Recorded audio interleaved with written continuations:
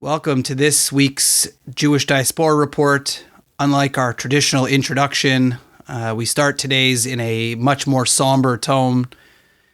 Currently, as we record this, there is a tragedy happening in the United States, in the state of Texas, where a number of Jewish people are being held hostage inside of a Texas synagogue. And what is much more unfortunate is the fact that this episode was set to be about anti-Semitism and who will protect the Jews. And this to happen literally as we speak has given this podcast only more relevance to our current day. We send strength and our prayers to the people involved and their family members, and we hope that everything turns out okay for those involved. With that said, we are going to start this episode of the Jewish Diaspora Report. Let's get started.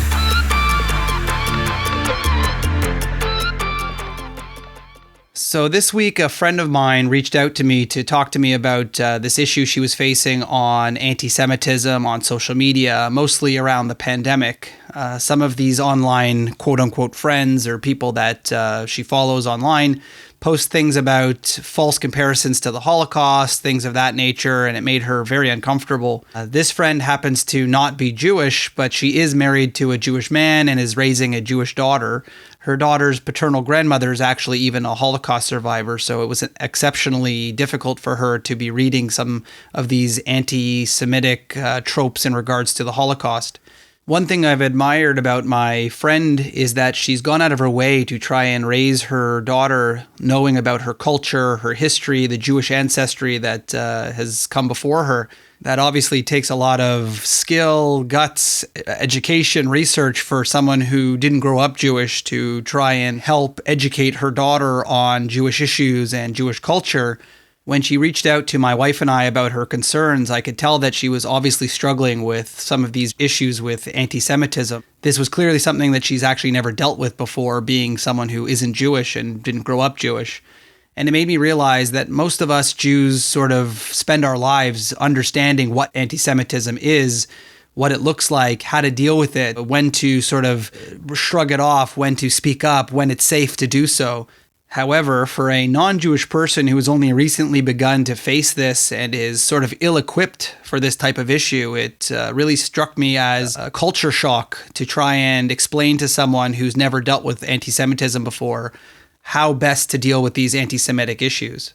I've spoken at length on this podcast about anti-Semitism, how it hides behind social media, and it is an interesting thing of when do you speak up, when do you not speak up, and frankly, who should be speaking up.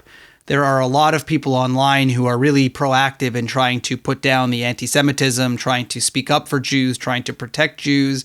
But for the average user online, how do you speak up against such a difficult task, especially from quote-unquote friends? My advice to this friend, of course, is something that I guess most of us Jews have to assess over our lifetime is when is it safe to speak up, when is it worth speaking up, and when is it sort of just a lost cause?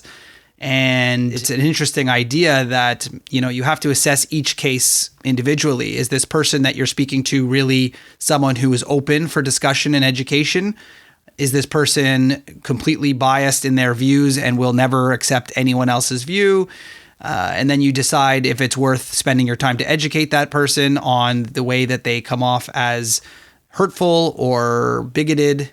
Sometimes, unfortunately, you just have to delete that person and know that you'll never save them from themselves and you'll never be able to educate them. And you need to move on with your life and cut out the negativity and the hate. I can feel the loneliness in my friend's voice through text that someone would feel when they don't have a lot of a Jewish support system around them and they've sort of not built up that shell of safety around themselves from the experiences over their lifetime. And it really made me wonder how I would feel if I just for the first time ever experienced the kind of hatred that Jews have been experiencing for years. What is such a difficult and added challenge for my friend, of course, is that she is raising a Jewish daughter. And so even though she directly is not necessarily affected by anti-Semitism or anti-Jewish hatred or even threats of violence to synagogues or places of worship, her daughter, being Jewish, will, for a long time, possibly deal with issues like this. And so how are you as a parent going to raise a Jewish child when you yourself don't fully understand anti-Semitism in the way that many Jewish parents do? This has sort of been an age-old question for Jewish people of who's going to protect us? How are we going to stand up for ourselves? Do we stand up for ourselves? And after the break, we're going to discuss a little bit more about who is protecting us, what kind of resources there are available to people who are experiencing anti-Semitism. We'll be right back after this break on the Jewish Diaspora Report.